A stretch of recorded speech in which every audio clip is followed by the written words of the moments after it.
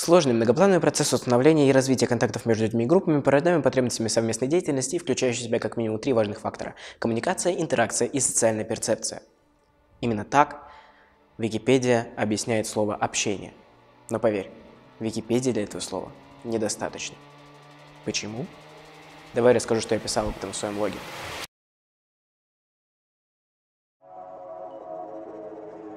Каждый день мы общаемся с кем-то, это очевидно. Ситуации бывают разные, но зачастую это просто бытовое общение, вот как сейчас. Давай поговорим именно о нем. Как ни странно, начинать надо именно с умения слышать. Я не буду тебе рассказывать о фильтрации поступающей информации, но расскажу о том, что нужно слышать не только собеседника, но и мир вокруг. Звуки, которые нас окружают, можно поделить на вредные и полезные. Но и как часто в нашем мире происходит, вредных гораздо больше, чем полезных. Они влияют на многие вещи, и в том числе на качество общения. Само общение происходит в той или иной обстановке, и в зависимости от цели разговора, эта обстановка может влиять на него как положительно, так и отрицательно. Восприятие слов собеседника напрямую зависит от концентрации. Если ты хочешь, чтобы он ловил твою гениальнейшую мысль на лету, лучше перенеси важный разговор на более подходящее для этого время и в более удобное место. Поверь, коридоры начальной школы с орущими вокруг детьми через 5 минут после того, как твой собеседник проснулся, не лучшая мысль. Вот сейчас для разговора по душам обстановка самое то. Вообще, слышать — это еще не все. Есть еще слово «слушать». Казалось бы, всего одна буква, но разница действительно огромная, потому что слово «слушать» подразумевает под собой уважение к собеседнику в то время, пока он говорит. Если ты это уважение будешь проявлять, то, скорее всего, собеседник ответит тебе взаимностью. А теперь давай обсудим самые страшные ошибки в общении. Первое – это сплетни.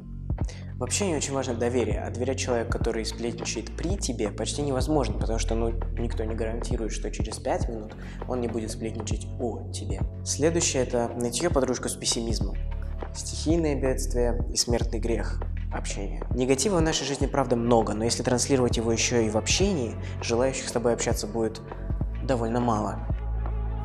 Мое любимое – оправдание. Некоторые люди стреляют отговорками и оправданиями просто налево и направо, перекладывая ответственность буквально за все свои действия на кого-то другого. Но и согласись, довольно сложно доверять и серьезно воспринимать слова человека, который даже не готов нести за них ответственность. Ну и последнее – вранье.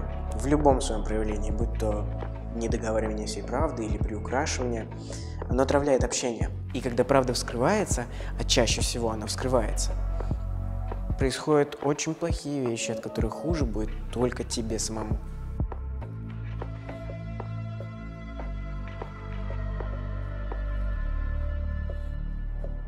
А теперь давай перейдем к самому интересному. Есть 4 вещи, которые помогут тебе стать не только лучше как собеседнику, но и как человеку. И я тебе буду их показывать. Эти карты мне дал Джулиан Трежер. Представь, что они характеризуют черты характера, а наша жизнь – это покер.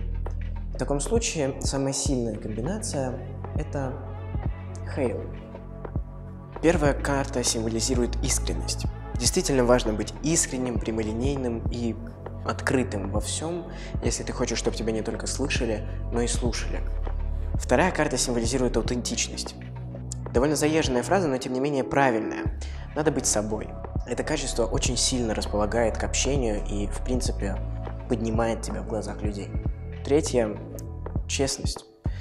Довольно просто. Мы больше всего уважаем людей либо за поступки, либо за честность. Нужно держать слово и делать именно то, что сказал. Нужно быть человеком, которому можно доверить не только свой секрет, но и самого себя. Ну и последнее – любовь.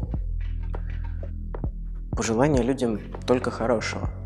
Я думаю, ты согласен с тем, что абсолютная честность – это не всегда то, что может расположить к тебе человека. Но если сочетать честность, вежливость и пожелание людям добра, люди будут сами к тебе тянуться.